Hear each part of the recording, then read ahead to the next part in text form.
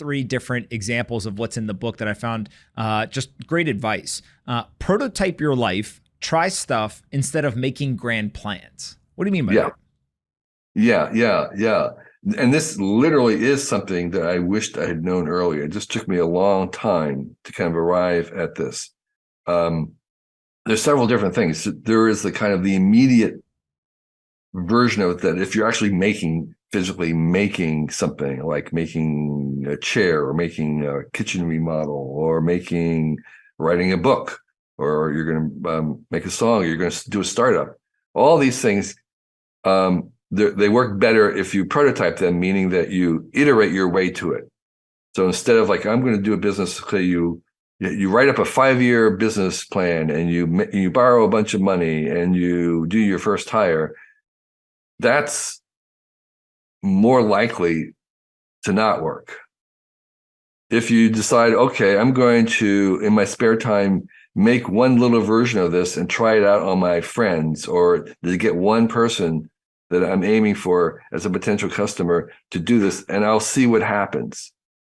And then, okay, that's really good. And then I have a couple other things. So for the next 2 months, I'll run this a little bit longer and higher and see what happens.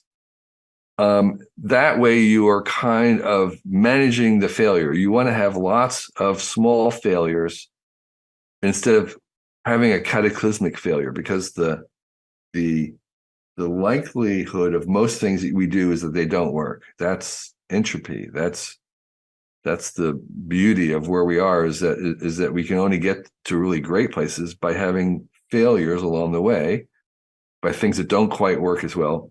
So you want to manage those by having small ones. And so, when we did a kitchen remodel, I did a prototype in cardboard, like refrigerator level cardboards, where we made up the counters and everything at full scale in cardboard. We prototyped it, and we learned so much by actually having that, like, well, that needs to be a little higher, or needs to be moved over here. And so instead of building the cabinets and saying, oh my gosh, I wish it was 4 inches to the side, you prototype it. You do a design, you first make a little cardboard version of it in a little dollhouse size to see what it is, and then you make the full-size prototype, and you keep going that way. And that also now applies to a person's life, where you are, again, maybe trying to change careers. I can't tell you the number of people that I've met, young people, who decided they want to be a lawyer. They go through the whole law school, and in the first summer after graduating and doing actual law, they realize, I hate this. Okay. And what they should have done is prototyped it like, okay, volunteer, whatever it is, at a lawyer's office for summer and see what lawyering is actually about. Then if you really, really want to do it, then proceed. So, so this idea is that you iterate your way, and you kind of keep learning, and you keep the failures along the way that you have to have in a manageable scale, and that you kind of inch towards things rather than having a grand plan and then having to kind of make massive adjustments later on. That makes a lot of sense. And I think you can go through history, and most of the great companies, most of the great careers, that's exactly how they were built. Another thing, Exactly. It's starting in the garage, right? absolutely. Another thing you say in the book is life gets better as you replace transactions with relationships. Yeah. So there is absolutely, a place for just keeping things in transactions, but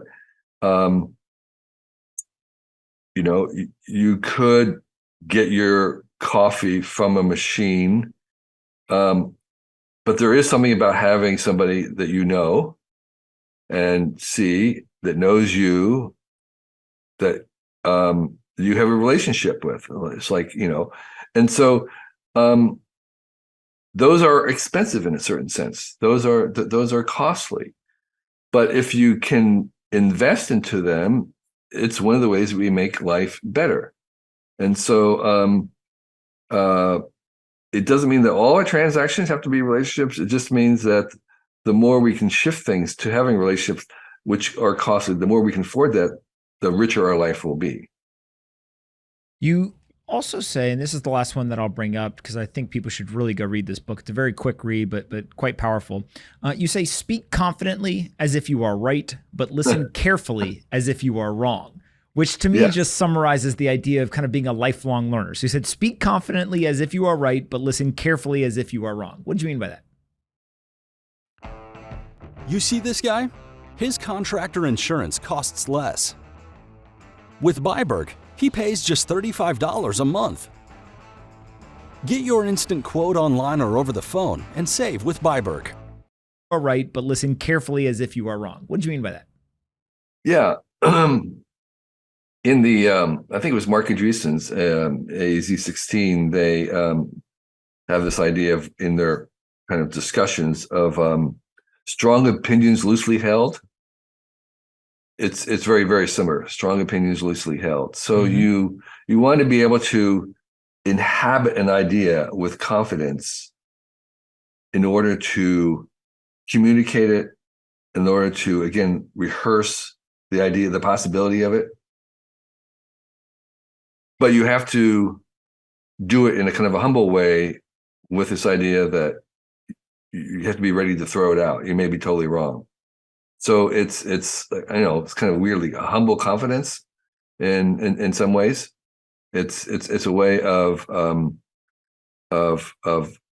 stating something with enough clarity that you can do with confidence, and yet being willing to throw it away or to change your mind about it. And it seems paradoxical, but that's actually this kind of really beautiful surfing along the edge that you want to be. One of the last questions I have for you is what we're talking about right now is independent thinking, the ability to question your own beliefs, right? Kind of all of these concepts. How should people instill that in their children? That's one of the questions I get all the time, right? Is how do I make my child a good decision maker? How do I teach them independent thinking? How do I teach them how to synthesize information? What do you think is a good answer to that? It's a really great quest, and there is something called learned optimism, and child psychology, and this is that you actually can you can actually teach children to be more optimistic. One of the qualities that they try to teach to breed optimism in children is to help them understand or learn or grasp that setbacks are only temporary. So and not their identity. It's not that, well, I'm an unlucky person, or this always happens to me, or this is part of my identity. No, that setbacks, again, it's kind of taking a longer view. It's like elevating their view. It's not about the next 5 minutes. It's about the next coming years. And in that sense, whatever happens now, whatever failure, test you fail, won't be important in the long term. It's something you can overcome. And so independent thinking and that, I'm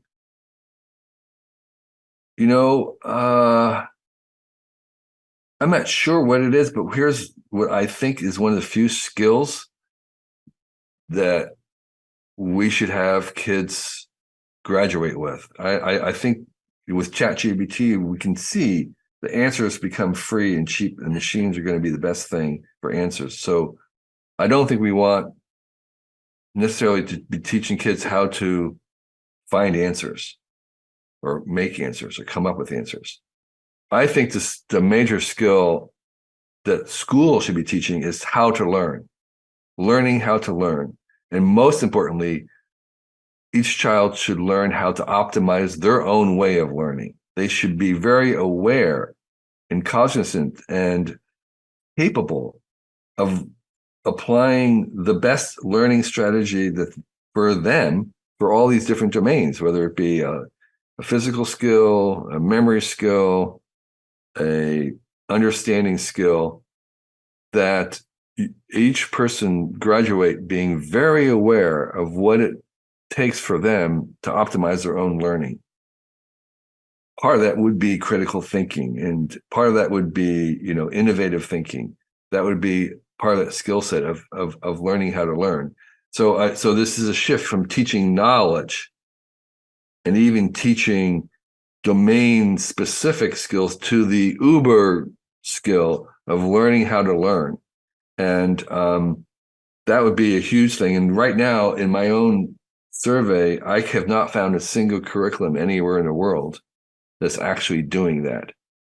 I found one little experimental school in Austin, Texas, that might be working on that, but they're certainly headed in that direction. But that is, for me, the curriculum that should be in our schools in this century, which is teaching people how to optimize their own learning. Yeah. I'm a investor and a big fan of something called Synthesis School, which was taken out of Elon Musk's school at Astra, which was on the SpaceX campus. He basically hired a team and said, hey, teach my kid.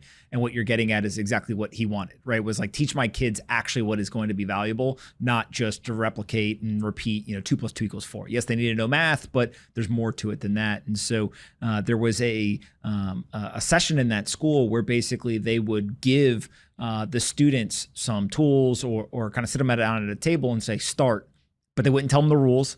They wouldn't tell them all the things, right? Like, just kind of like literally got to figure it out, right? It's just kind of like life. No one sits you down and says, here's the rule book for life. Here's what you're allowed to do. Here's what you're not allowed to do. And learning that is important. And they basically took that and tried to put it online with Synthesis School, and it's going very well, actually. And so it's fascinating to see so many people trying to answer this question, because also it's not just, can I learn inside of my classroom? Now with access to the internet, these kids they're on the global stage from day one, right? And so it might be even more important. Right. So there are schools that can accelerate learning and how fast kids learn. But what I'm saying is actually a higher level. It's the meta level, is learning how you optimize your own kind of learning. Mm-hmm. Yeah. Because in the future, you're going to have to learn a whole nother set of skills.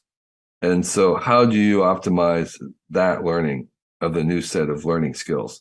And that's kind of a higher level thing. And it requires, I think, huge amounts of teacher involvement and stuff where you're being tested. You're actually saying, okay, when I'm doing memorization, what's the optimal time of sleep in between the reps?